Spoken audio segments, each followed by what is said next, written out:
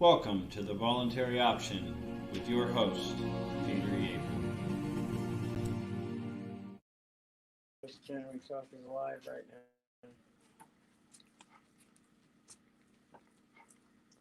There I am. Hey, everybody.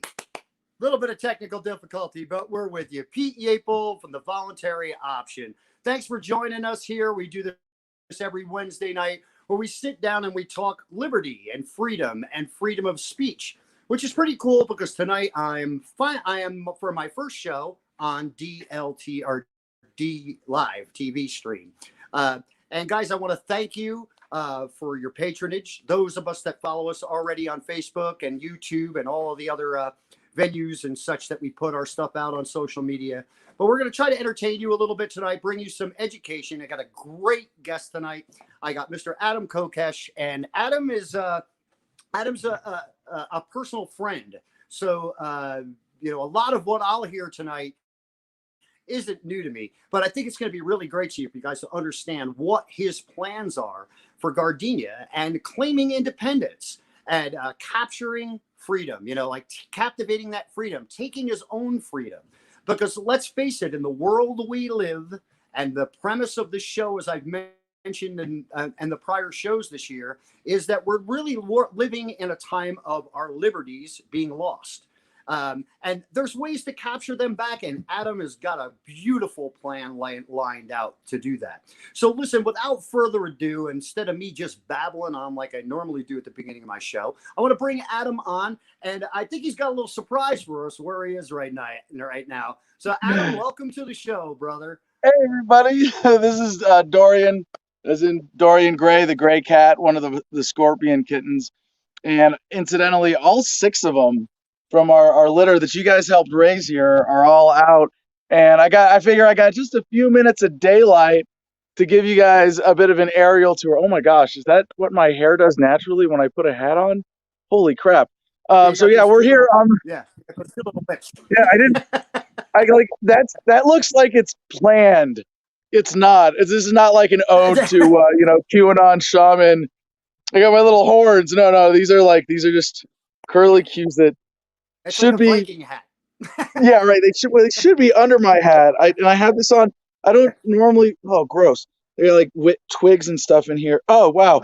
Yeah, I've been working on the trees back there where we're getting another building delivered in a couple weeks here. But this interview was not brought to you by Tractor Supply Company, so we'll keep it like that. So here we are in Gardenia. This is our homestead, our 11 acres in the mountains of Arizona. You guys missed a beautiful sunset tonight. I mean, really like just epic stuff. You can tell from, what's remaining with the sky here. That's Picacho Peak. And then on the other side here, that's to our west. And then to our east, whoa, hey, kitty, there behind the bus, that is Mount Williams. And so we're here kind of in what some of the locals refer to as the Ash Fork Bowl. And back there, you can see on the horizon, probably not in this shot, but along the horizon, and as it gets dark, it's like a string of Christmas tree lights coming out across the horizon. The headlights from the I-40 are out here. This is my friend Eden's RV. He's visiting for a while. Actually, he's off on an adventure tonight. But you can see some of the geodesic domes that we've got out here, some of the projects we're working on. That is the Freedom Factory, where we're going to go sit in just a few minutes. Our studio office space. We've got the shipping container, Bird Run, a bunch of other build sites. It's really an amazing property here. And just one more thing to show you. Oh look, the kitties. Kitties want to be on camera. Where are they? Hey, kitties want to be on camera too. Hey guys, say hi. So for those that don't know, if you want to follow us, by the way, on Instagram,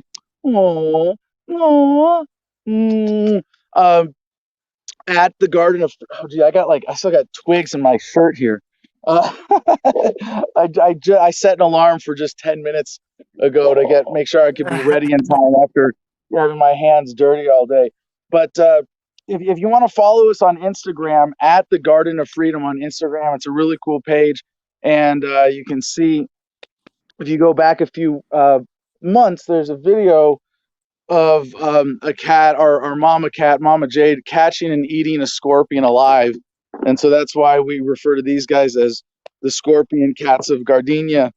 And now we have this amazing litter because a pregnant cat who caught and ate the scorpion alive, Mama Jade, she came and gave birth here, and thanks to it was the Yaples that really made that happen and made sure that she had a safe place to stay. And so that's why we have this amazing litter here. But one other thing worth showing, this is my survivor tree, and there's a number of them on the property. Like right there, there's another over here.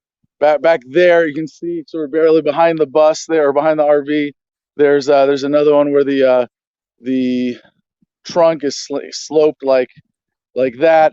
And here what we see is a really amazing example of a tree who got knocked over and just decided to keep growing sideways, and the roots here grew into the ground, and now it's cantilevered. Actually, this part of the tree, now that it's trimmed up, doesn't touch the ground at all, and so you can see clear under it, and you can jump on it and bounce on it. It's pretty cool.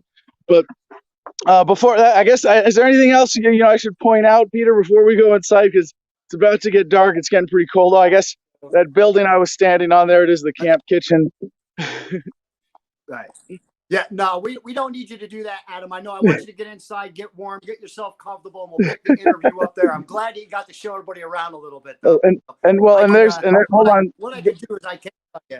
I had the pleasure, me and my wife had the pleasure of being caretakers. And here's the video of the scorpion and the cat.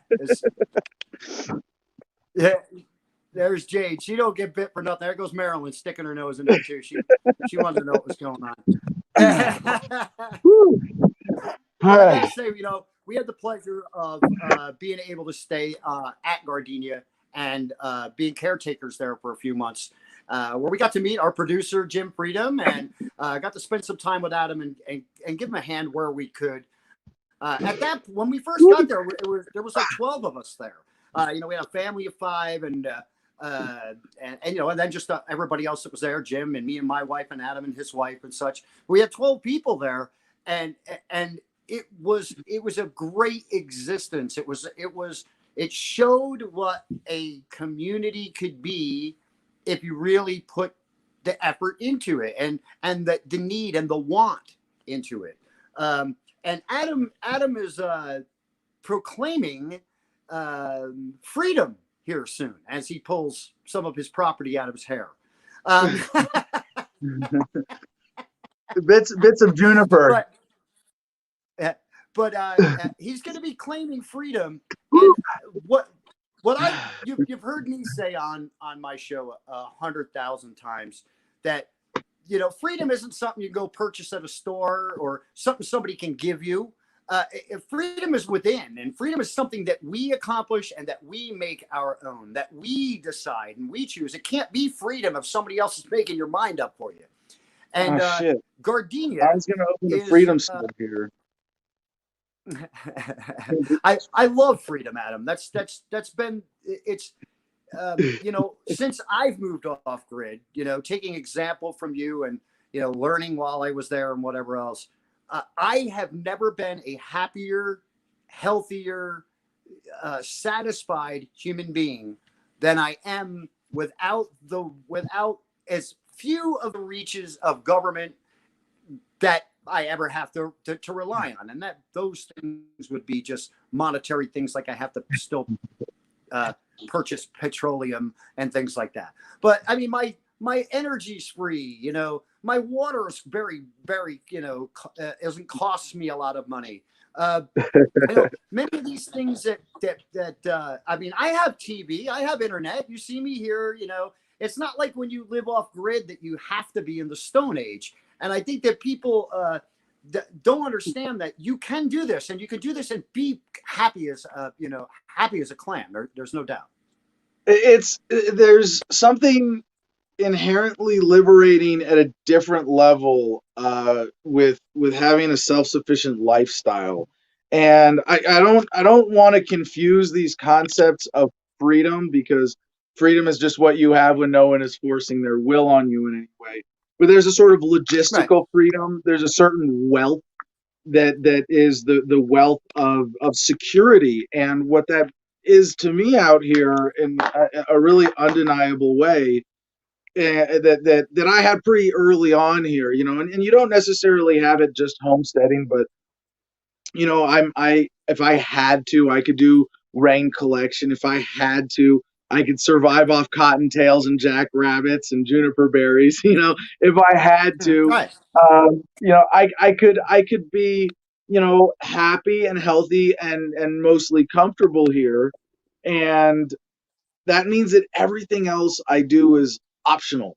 Like it's all Mhm. by choice. And I'm not quite at like full self-sufficiency yet. I'd like to say I have full self-sufficiency potential with just what's on the property already.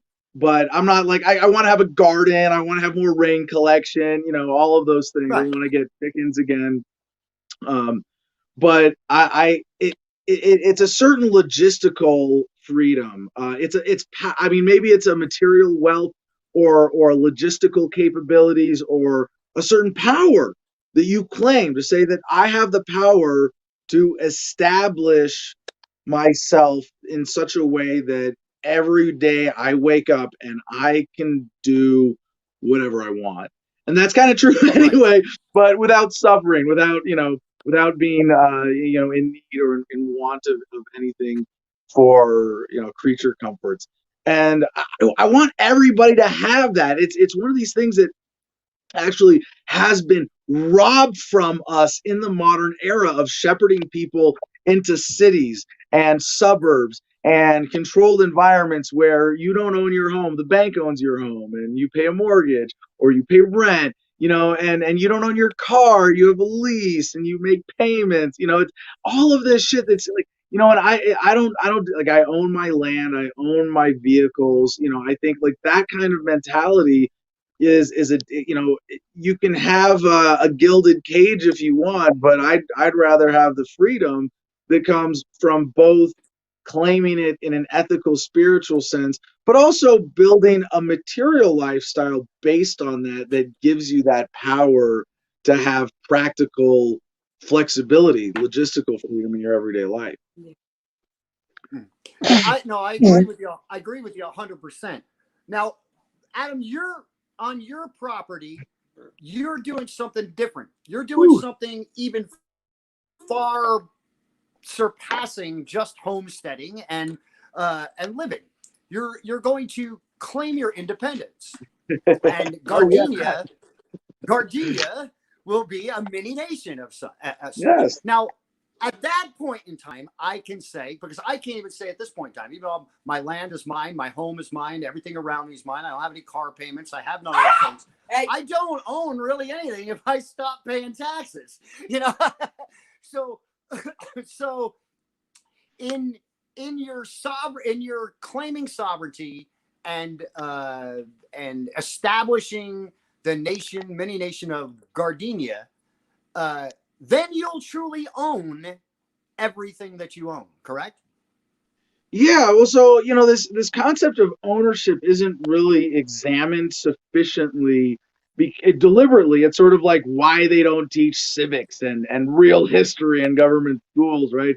They don't teach personal finance, because they don't want you to have those skills. They don't want you to understand what it means to own something. And ownership really is absolute control as a right to possession, or through a right to possession, right? And like this is the libertarian basis of ethics, that you own yourself.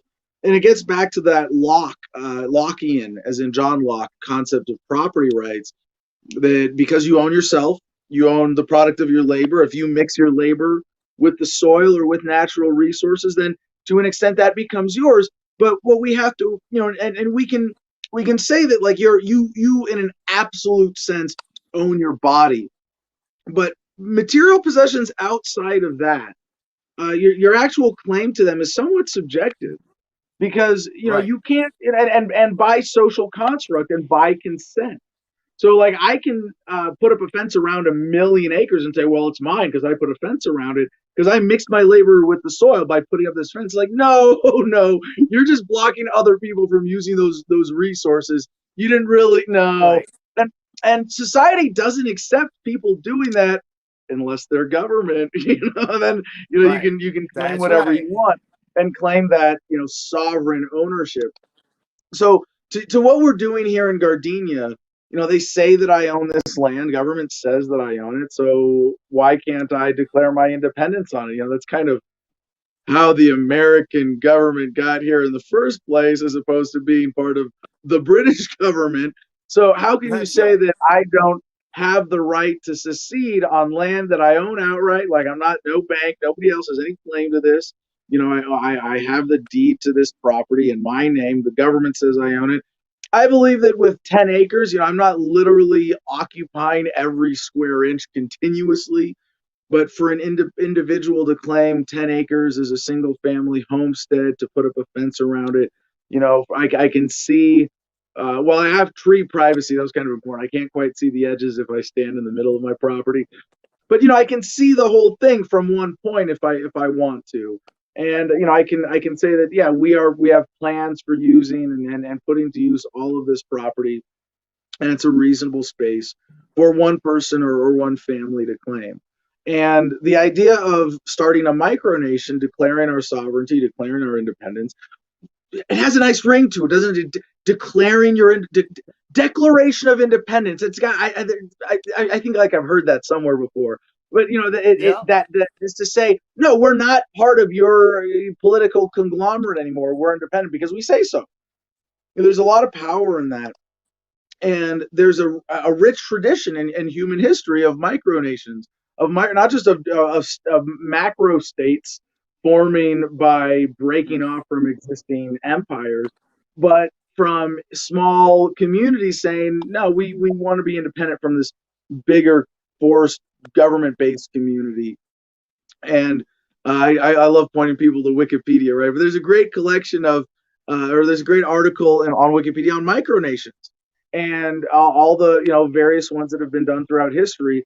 And I think that what we're doing here is a combination, kind of the best of all the various micronation projects that we've seen be a success at some level. And there's sort of three that I would like to say we're combining the spirit of, and one is Sealand, and that's it was a sea fort originally off the British coast. It was in international waters that the British government built, but couldn't claim as territory because it was outside of their legal jurisdiction. And so some people occupied it, and they've pretty much been left alone, and their sovereignty has been respected as Sealand Right. as an independent micronation.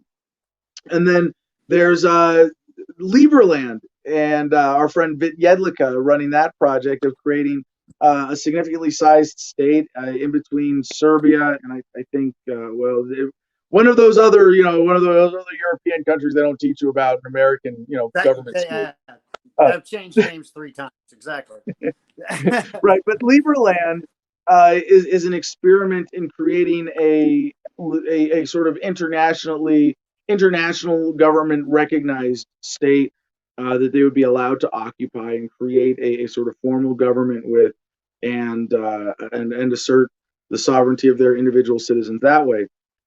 And then there are sort of the more fun, tongue-in-cheek protest micronations like the Conch Republic, the Florida Keys, that officially seceded from the United States when the Border Patrol put up a checkpoint on one of their causeways and to connect them to the mainland. Said, "Oh, you're gonna put Border Patrol between us and the rest of America? Well, then screw you. We are the Conch Republic." And they declared independence and declared war on the United States. And they had a boat go out and throw rotten vegetables at a U.S. Navy ship or something like that, and then surrendered. But it worked, and the protest of symbolically declaring their sovereignty got the checkpoint removed, and so they still celebrate as a matter of tourism promotion in the Florida Keys, the Conch Republic. And I think we have we can have a mix of all of those, and that we're saying we own this land, and it is now independent of the United States, and we are committed to a cooperative, peaceful relation with our sister nation, our neighboring country. We only have one because we're surrounded by these pricks. The United States of America, and to be cooperative with the state government and the county government, I think we're just going to tell the federal government of the United States as a sovereign to fuck the hell off. But aside from that, Right. we're going to have a cooperative, peaceful relationship, and committed to nonviolent resistance if necessary in any kind of physical conflict. But I don't anticipate any. And I think the federal government of the United States kind of needs to respect our sovereignty in order to have its own respected. Because if they don't respect ours, Boris Johnson could just come over and be like, "Hey, how you guys declared sovereignty like Gardenia did last year? Well, how you did it a couple hundred years earlier, but we're not going to recognize that either. Just like you're not going to recognize theirs. And obviously, I don't think it's going to come to that. But if they deny us in any significant way, it has the potential to expose that. And I do plan on maintaining dual citizenship. So I should be eligible to run for president if they don't regard our sovereignty as legitimate. But if they say, hey, you're not eligible to run for president because you live in another country, I'll be like, oh, I do. Well, then screw this. Yeah. I'm king. I don't need to be president. I'm king of Gardenia. And if you want the whole background, a bit more about the plan, there's a message from the future king of Gardenia on our YouTube channel. And you can find that. I'm sure Peter will put it in the notes. Yeah, I know. I saw it again. I watched it again the other day, and it was a good piece you put together. People at least at that point in time can understand what you're talking about, what you're talking about doing.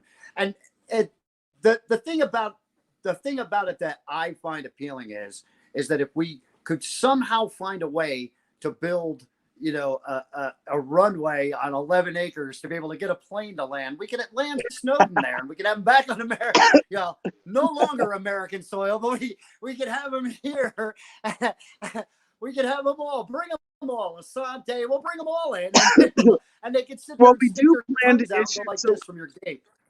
So, Peter, there's a lot of potential with this in some very serious ways. And I'm calling for volunteers for help here, because we do want to issue driver's licenses and passports and business licenses and, corporate charters, things like that. Everything that we can do as a sovereign that would help people evade the illegitimate authority of whatever level of the United States government. But we're also going to be starting something called the United Nations of Freedom, which, I don't know, the name's kind of boring if you think about it, because we're going to be exactly like the United Nations, except that we care about freedom. See, it's very important because they don't. Right. We're a very important distinction. But that we're not going to be a micronation union. It's going to be a union of states or any sovereign that claims their sovereign legitimacy based on the non-aggression principle, based on self-ownership, the legitimate property foundations of libertarianism. So, if the United States ever gets their act together, they might be welcome to apply for member state status with the United Nations of Freedom. But with the current regime, they've got a long way to go before they would be eligible. And so more than just sort of exercising all of those things, driver's licenses, passports, etc., that we can do as a sovereign nation here, we also we plan on declaring war on the United States at some point, and then declaring victory, might as well, pulling out, and I don't know if we would declare a ceasefire, I suppose, would be the way to do it. Maybe surrender, but then apply for a few $1 billion in foreign aid. I think that would be the best way to kickstart this the sovereignty project. But also, more importantly, even than that, the United Nations of Freedom, we want to encourage independence movements, whether it's like we are here, a one-man movement, on my own land, or larger movements of secession, but secession at any level, and give people who are starting nations from scratch a starter kit. And say, look, hey, just put in your name, put in your parameters. And, it's kind of like Bitcoin. Bitcoin was like a revolution when they made the first blockchain. But then someone was like, all right, so we can just cut and paste all that, put a different name on it, and you can enter your parameters and spit out, whatever coin you want. Well, hey, we're going to do that for governments and say, like, look, here's your micronation starter kit, cut and paste, put in your own country name and name of whatever, and however you want to do it, and you can at least do the same thing. And then anybody who does so on the basis of respect for the non-aggression principle will be part of our union of states of the Yeah, United and Nations I of Freedom. want everybody to understand that. I mean, this is still a principle-based nation. Hold on, Understand, Peter. this I isn't just a. apologize for having technical. You got really quiet there. Yeah, you did on mine for a second too. I don't know, but then your audio came back. I don't know if it's the stream or what it is. Your audio is still What, really quiet for me, like 20%. I don't know if Jim's or you want me to change the settings here, but I can barely hear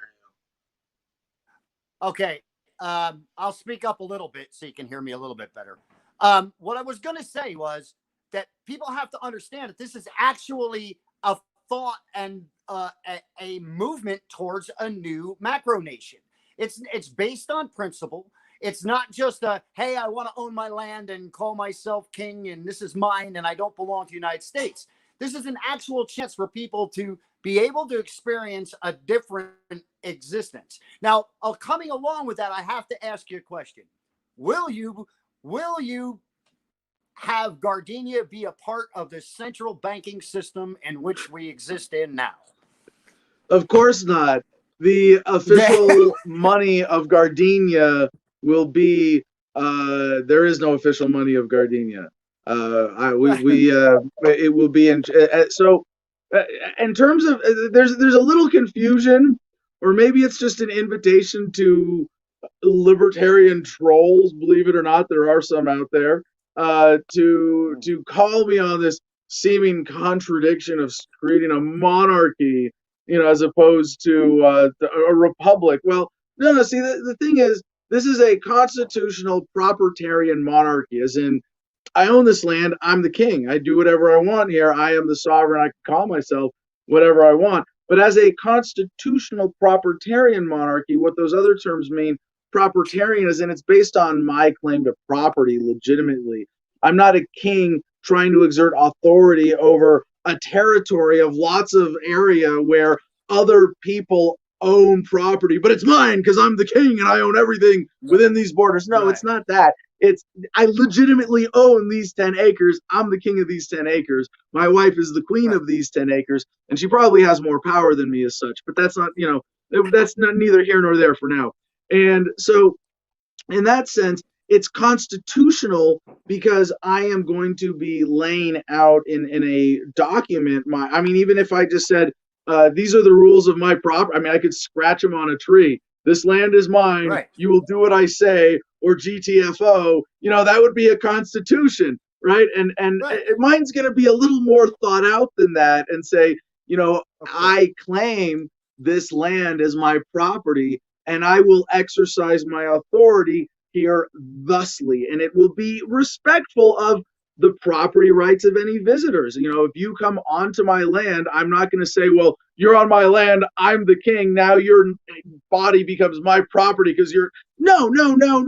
My claim to this land as the monarch, as the king, as a proprietary sovereign, I am in a constitution as a matter of security policy and respect for visitors, laying out what is the mechanism of that authority being exercised. And so it's basically, you're going to respect my rules or I'm going to ask you to leave, and I reserve the right to force you to leave. But that's as far as it goes. Right. And I'm going to specifically say, in my constitution, that if you are a visitor here, if you are a citizen, your bodily integrity, your ownership of yourself will be respected. Your right to own property that is on this land will be respected. It will never become mine by default of being on this land. And so that sense of, what is the authority? What are the principles of governance here? It's really just, how do I exercise authority over my home and over my own land, and laying it out by principle, which is kind of something that,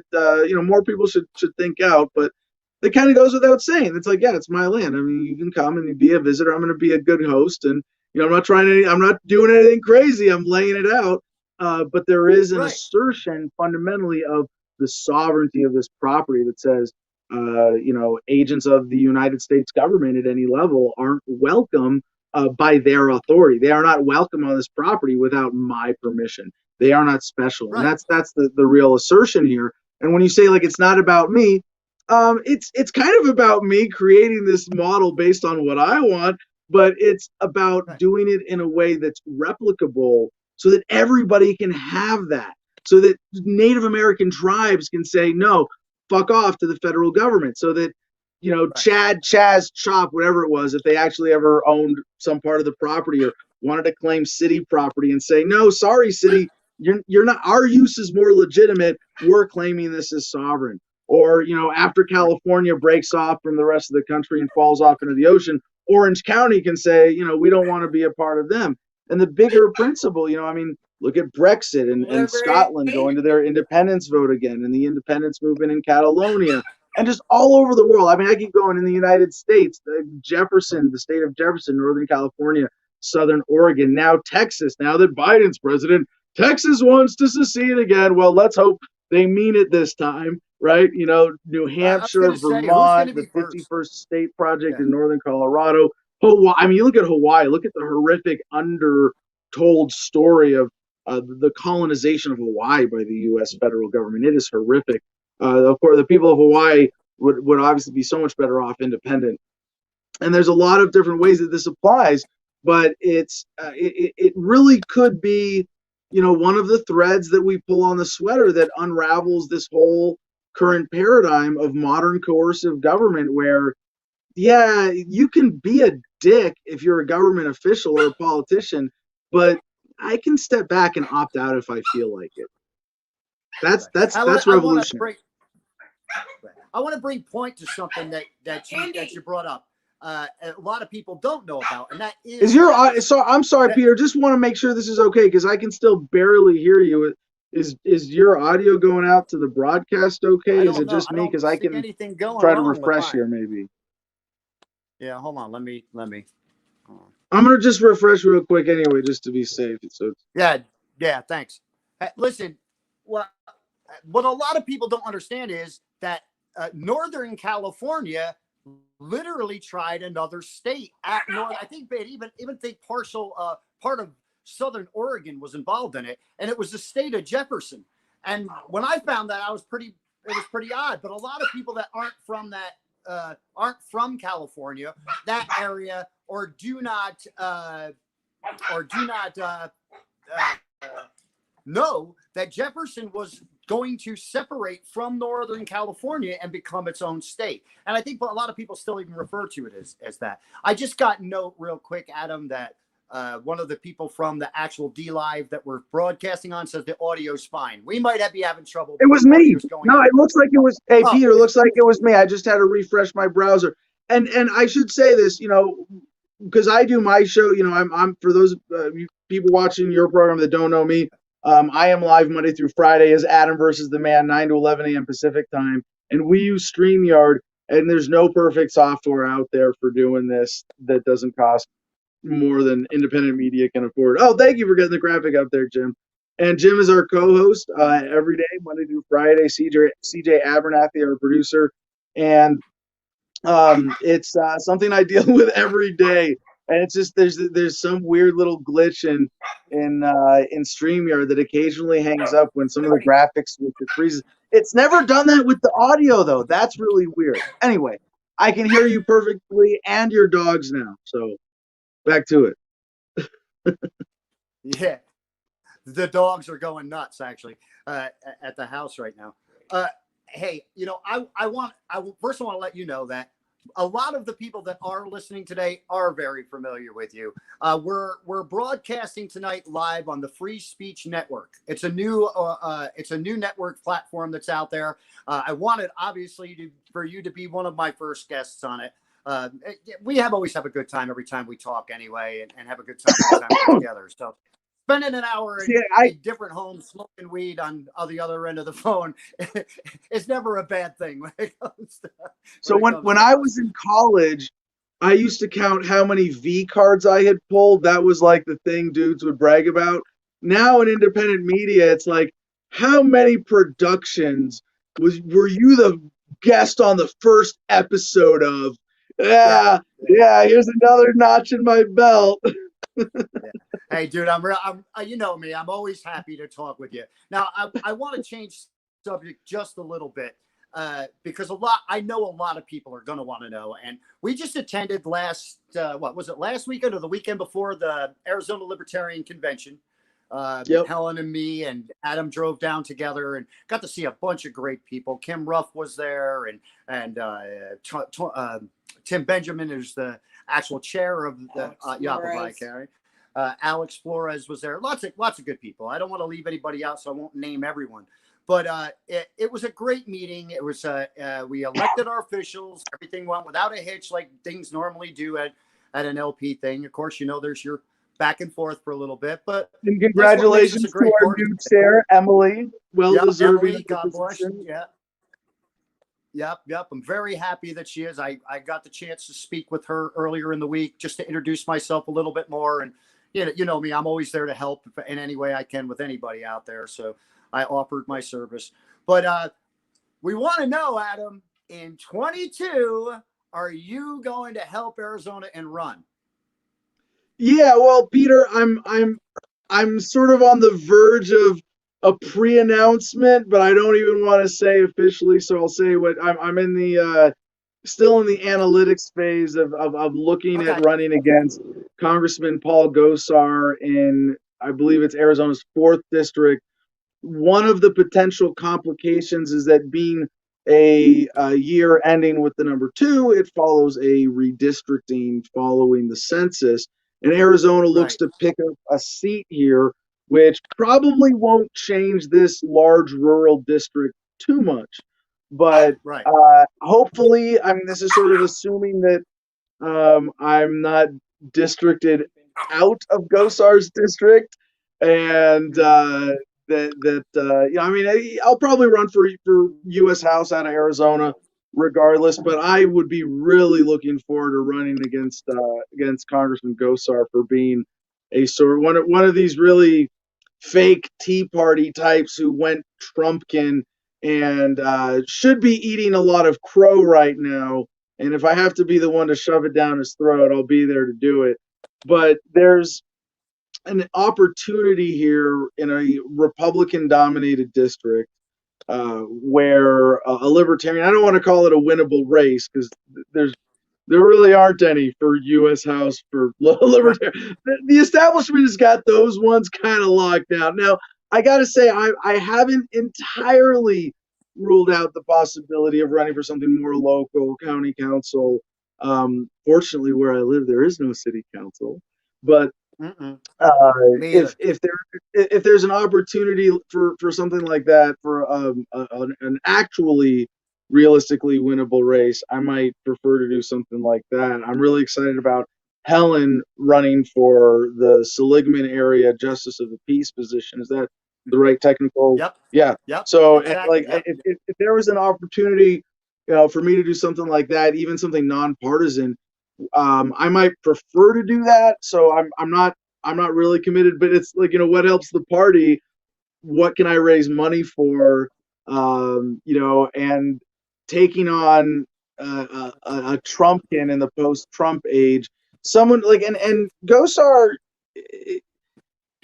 typically, as is typical for and I have no problem knowing my intent, knowing that I have nothing against him personally, as another fellow human being, nothing but love and respect. But when it comes to his positions, his role as a public figure, what he has advocated for politically, the unethical nature of that, no holds barred. I am going to be ruthless, and in that sense, he represents a really juicy target, based on the typical distance of.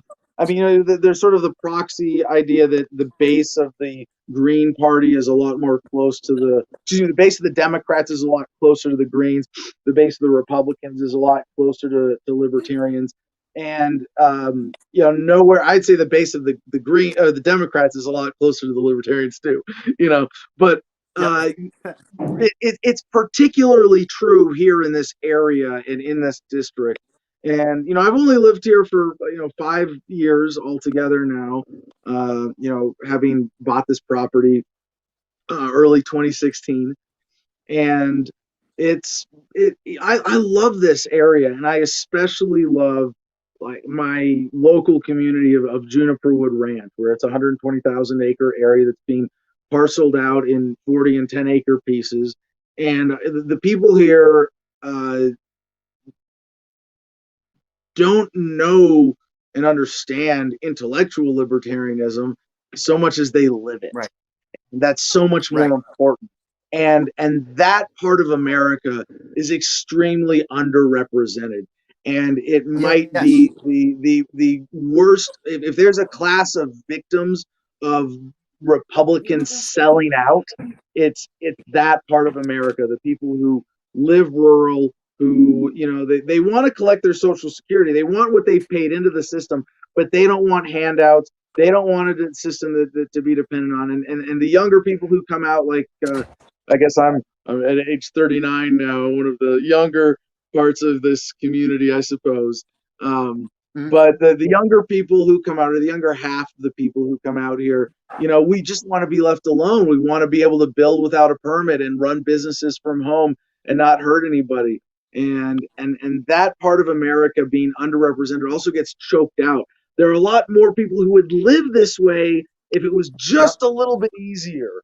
And the government, you know, I don't want to get it's Agenda 21, and you know they're making the frogs gay. No, it's not. It's not that. But there's a general incentive of the concentration of wealth and power through and around fiat currencies that has created a set of incentives for people to live, you know, as we would say in the Marines, asshole to belly button, and to be packed into cities in unnatural ways and in those dependent lifestyles with mortgages and car payments. And, you know, we call it, in the libertarian movement, we kind of pejoratively refer to them as wage slaves. You know, and it's like, sorry, you know, like you're not literally a slave, but you voluntarily, you know, attached all these chains to yourself that make you dependent on the man, whether it's your boss or the system or whatever combination of it that is that you have attached to yourself. And they make that easy, and they make what you and I are doing lifestyle wise hard, relatively speaking. Right. But everybody, like, we have the technology, we have the wealth. Everybody should be able to snap their fingers. And, you know, what you and I are doing for our sort of first homes here, like, you know, I've got a bunch of different construction projects in various phases. You know, I've got different comfortable living spaces with RVs, and like where you guys were living in the unfinished but thermal mass capable sealed camp kitchen building. And, you know, we're getting a big prefab shed to build a cabin into and around. And I'm really excited that's coming here in a couple of weeks. Big project for my wife and I to get that built out. And, you know, like, it's, just so people know, like, it is a little weird for me to like not be going straight to building an earthship, but we needed something, you know, that met our basic needs, that was more livable sooner. Hold on just a second, my dog Marilyn just opened the door. So anyway, building I can hear you. Yeah, so the building we're in here, by the way, it settled a little bit with the recent rains. I gotta upgrade the foundation, and the door frame has warped just ever so slightly, and my door doesn't latch. So, you know, off-grid challenges. But what I was getting at is that where we are socially and technologically and wealth-wise as a species globally, but I mean, just look at the United States for a second. If there weren't these gross, unnatural concentrations of wealth and power, and our birthright of being able to claim land without having to pay for it was respected, you know, what you would be able to do, it would be very reasonable to say, I'm going to work hard for 5 years in some schmuck job, and I'm going to save and invest, and at the end of 5 years, I'm going to have enough money to buy a little piece of land, to buy 10 acres, and buy a prefab house to drop on it, and have minimal work to do to sort of, you know, put in a septic and solar. And I mean, you should be able to have an out of the, like, what you and I are doing, essentially, so people know. I mean, you've talked about some of your stuff publicly, right?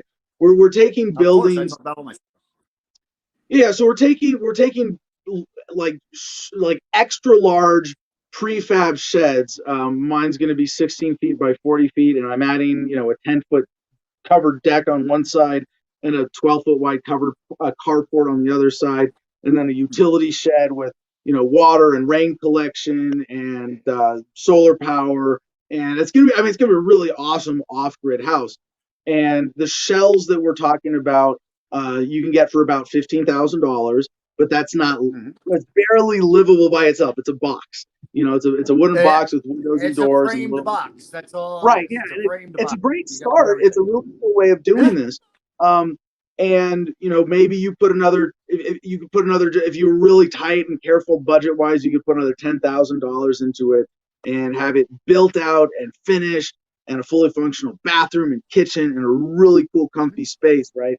And it's sort of the equivalent of like a double wide trailer home, that would be in 16 by 40. I think, I don't know what the dimensions are, but I assume they're double wides about that size. That's 16 about by the size 40. of a double wide. Yeah. Right. Yeah, So that's roughly about the same size. And you could get that house dropped off now for like $60,000-$70,000. So by doing it ourselves, we're getting sort of the equivalent amount of house for about half the price. But my point is, do what we want to do with it. Right. Yeah, yeah. And there's a lot of benefits to that. The attractive part for me was it. As much as I love your Earth ships. I love that thing. And believe me, we'll build some things out there like that. But getting dried in and having having a place you could sit in and not have to worry about something outside. Well, what this inspired for me was the first concern.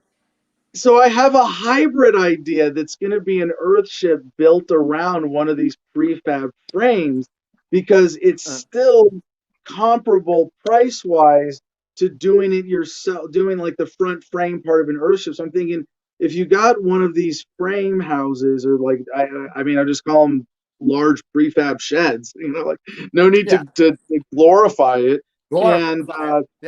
Combine it with a thermal, because this building I'm in right now, the studio is 10 feet by 24 feet with the 6-foot porch overhang and all that. And I've got 3-foot by 3-foot windows on the south side. And it's already, I get significant passive solar gain just from that. So if I had gotten this wall pre-custom ordered to be just as many windows as the company will pack in, and then rip out the floor and pour a cement slab into it, I've got a thermal mass floor with south-facing glass. I could probably just insulate the rest and get most of the effect that I want. But then if I bermed in the whole backside too. So I think you can combine a lot of this, and this is part of the great fun of living off grid. By the way, I got another little I guess this is it's Dorian again. Followed Marilyn and wanted to be on camera again. Dorian, the camera's over there. Anyway, so yeah, the cost of the way we're doing it. So not everybody wants to be that hands-on, but if you could tell somebody that like my land here, this is public record. It was 11 acres when I bought 11 acres for $13,000, paid for it all up front, so I own it outright. And but it's very reasonable in the United States to get a nice 10-acre plot to live on for $10,000. There are a lot of places you can do it for $5,000 or even $2,000 if you're willing to be out there. If you don't need trees, if you just want land. But as a benchmark, $10,000 for 10 acres, you can get a nice piece with some reasonable access, and to be able to just put in a fence and a road and a driveway, or connect to a road and drop a house on it that collects rainwater and does solar. You build a garden, to be able to have that building dropped off for a family of 4 to be comfortable.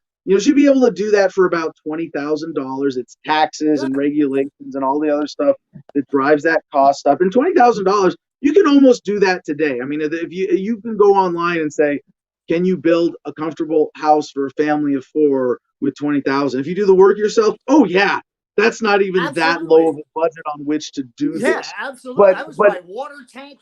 Yeah, that was my water tank and all. I mean, everything. If I think about it, it's just probably around what, 25,000, Helen? Maybe probably about I don't 25,000. even think that. Maybe not even that, for my solar, for my water tank, Oh, for my yeah. shell, for the Yeah. sheetrock, the insulation. I mean, and again, it wasn't work I had to do, but let me tell you something. At the end of the day, I turn around and look at the work I do and go, that's mine. Look at that. No one else can claim it. Every bit of that is my sweat. I can pass this on for generation to generation to generation. And, not for nothing, we bought 10. You know that when we moved here, we bought 10 acres. Well, we now are in May, it'll be official. But although we've done the paperwork, we claimed the 40 behind us. So now we have 50 acres here, and it's better for us. The property behind us is a little higher. We have a little water area that we collect here where our property is now. But it's great for the business, especially with us. We're opening a dispensary and a production plant and a grow here. We're gonna do that. We're gonna be all inclusive from seed to store out the door. That's what we're gonna be doing, and it gives me the capability of having the greenhouses between the two houses. Now, the 40 that we bought behind us has 2 existing buildings on it already. So I mean, it's literally move-inable. You can literally move right into the thing. So that's the benefit of it. I don't have to go and now order. I was ordering, me, I was ordering another building. I couldn't wait to get my next building here. And it was like, why buy a building? I got 40 acres behind me with 2 buildings on it. Let me just buy that instead, Well, But, just to point out how accessible this is already. It's not that expensive. Well, you could. So when we first got out here, it was 2 of us and a 100-pound dog in a 19-foot travel trailer, the Freedom Mobile that I had tricked out, but was fully functional when I bought it for $4,000. And if you were packed in and you were in a climate where everybody's comfortable being outside a lot, this is a pretty nice area here. We have it gets a little warm in the summer, a little cold in the winter, but I love that. It's a Mediterranean climate, perfect for me. And it is. It's beautiful here. Yeah, it's really amazing. Temperate, nice seasons, but nothing extreme one way or another. And so hypothetically, I mean, if you're hey, Kitty's biting my armpit. What is this? Anyway, if I seen the tail, Joe.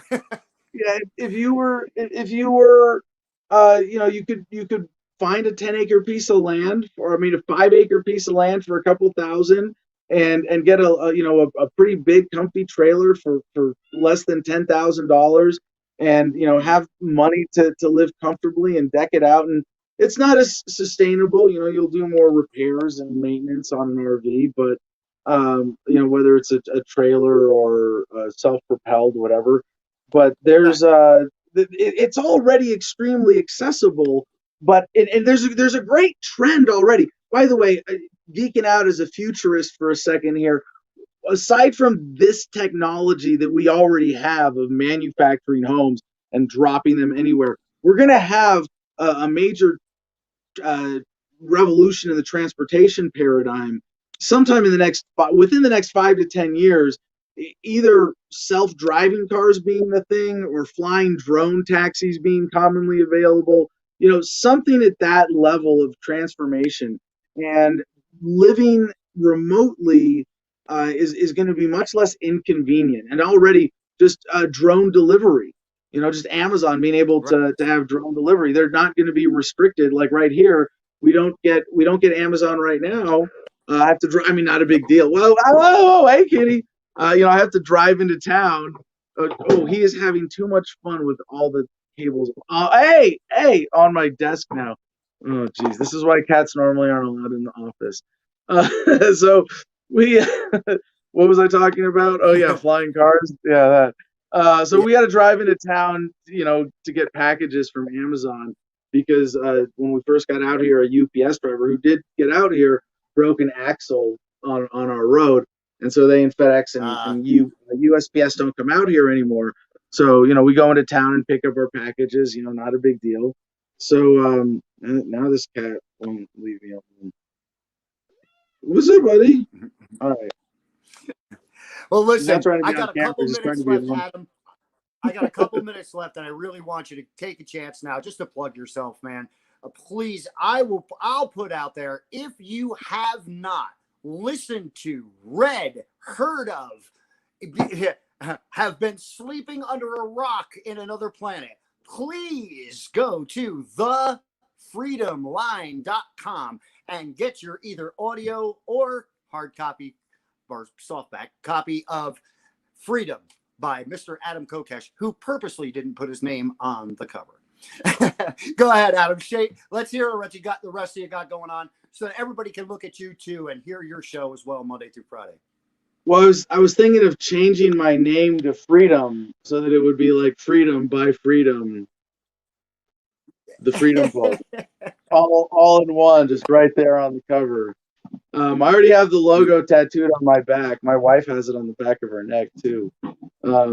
That's why we had to get married. We had matching tattoos, and we're like, oh shit, I guess we have to be married then, right? So I wrote that book, or started it when I was in jail for civil disobedience for the shotgun incident. I've been a long time civil disobedience activist, but my start in activism was full time rather was I really with in college with the Libertarian Party, but and I was president of the Libertarians of the Claremont Colleges briefly, and then full time though with the Iraq Veterans Against the War. When I got out of the Marines and moved to DC,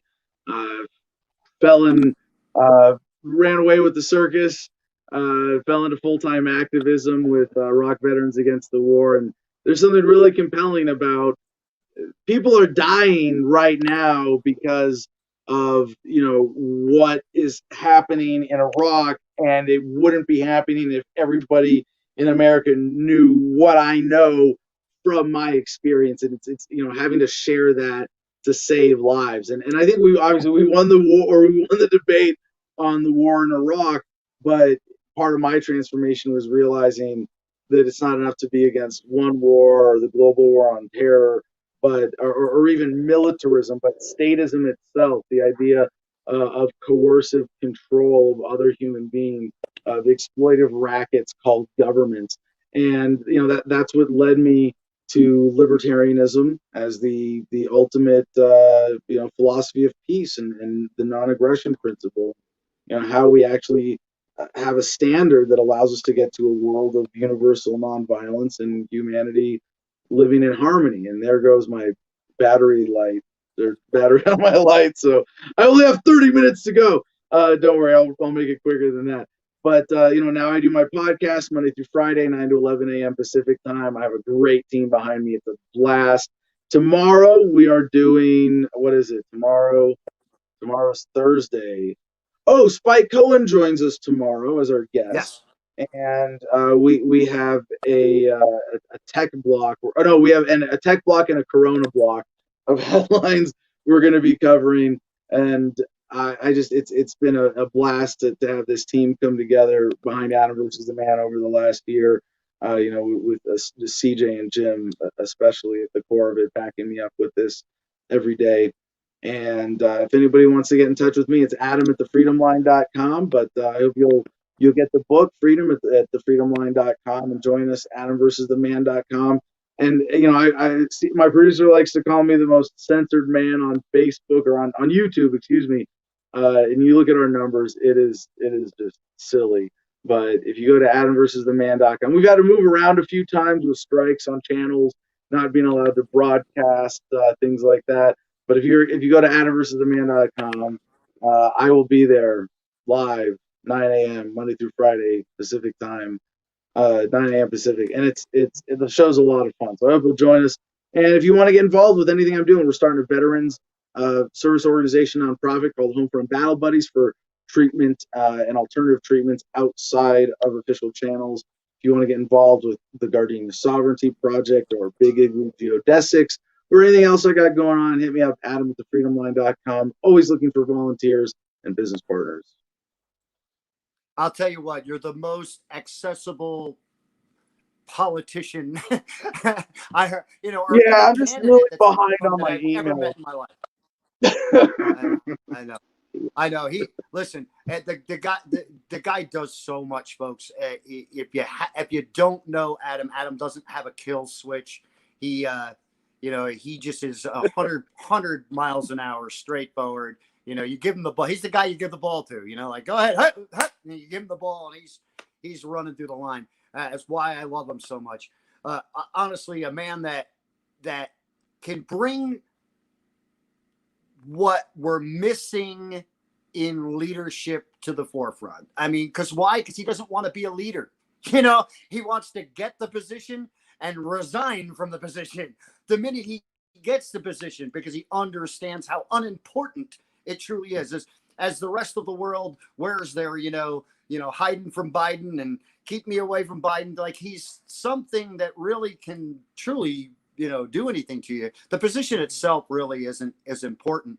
And localization is Adam's platform. If you guys don't know anything about localization of government and localization living in this fashion, it's a truly great read, guys. I mean, I love the book. I've read it and listened to it a couple of different times, only because you pick something new up every time. And, why not learn from people that know more than you? Hell, Adam's young enough to be my son, but shit, when it comes to the Libertarian Party, government, and really thought and idea and solution is what is different about him than I've heard from a lot of, because he can tell you what he can do to change it, folks.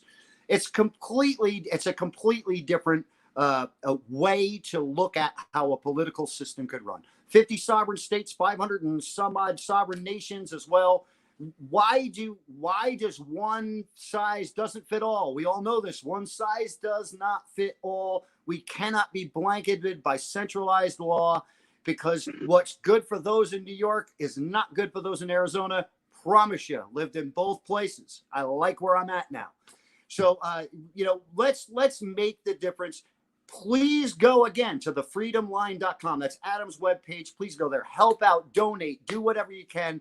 We need a man like this taking the reins and doing things that, we're not seeing happen in government right now. Adam, I always appreciate you joining my show, brother. Thank you, as always, for your knowledge and your grand vision. That it's something I think that people forget, is that, we aren't confined to what our daily mundane schedule is when we're stuck within the system of, let's walk like little ants and pay our taxes at the end of the day so that the government can still control and rule over. Listen, it's a different world, and you need to embrace it. And I appreciate you, man. And I thank you again always for joining me, man. Well, thanks for sharing your platform tonight. And I'll just finish by saying, if you're watching this, you made it all the way to the end of this episode, share it, because independent media, like what Peter and I are doing, requires an active and engaged audience to even be possible. So thank you for being that audience tonight. Share this episode. And if you didn't like it, find something else to share, sponsor, donate to, whatever. But we in independent media require you for what we do. So thanks for making it possible. Awesome, man. Thank you, Adam. Hey, So listen, everybody, I invite want to you thank join you us all for joining us on here this tonight. journey to independence, to realizing the American dream with us, the true American dream. So please join us at thegardenofreedom.com. You can find us on Facebook and Instagram. And if you want to get involved with this effort for the Garden of Freedom Independence Project or the United Nations of Freedom, please send me an email, adam@thefreedomline.com. Thank you, my producer, Jim Freedom, for getting that in there. That was really important. And guys, it was so cool. Jim shot that drone footage while we were out there. Man, he's got a gorgeous property, folks. And really the idea of this is something everybody, like he said, should embrace. You just need to do it. When I think about how I got to where I am right now, as far as property and where we are and how we're living and this, that, and the thing, if I didn't just do it, it would have never happened. It was one of those things where Helen looked at me and she said, well, we're just going to do it then. Let's just do it, and by God, we did it. And, it's I told you, it's the best decision I've ever made in my life. I've never felt better, not all of it. Well, one little caveat, in terms of making the leap from a mainstream middle of the herd to off-grid homesteading, independent lifestyle, don't just do it. Watch a couple of YouTube videos first, probably, Yeah, and yeah, maybe go visit a homestead, right? Like right. see something that's a but yeah, no, just do it. Yeah, just take the Yeah, I initiative. mean Don't that's put it what I off. meant by. I mean, You please know, research, but don't be afraid. As my point. Like, I don't think I, it's I impossible. love It's not I and impossible. I know you guys love it too, being able to share your place with others who are considering living this way. And if anybody wants Mhm. to, visit us here, Peter and I generally take visitors with this, and if you show us that, you're actually considering homesteading in the area, come out and visit and get a quick tour. And I love answering questions for people who are serious about considering moving out here and being a part of this community. Yeah, it's our property's always open. We've housed like we've had 3 or 4 guests out here. And again, we've only been here since August. Winter came around November. So from like August to November, we had 3 guests, 3 different sets of guests stay on property. And again, all interested in how to live like this. Boy, that cat's having a ball, dude.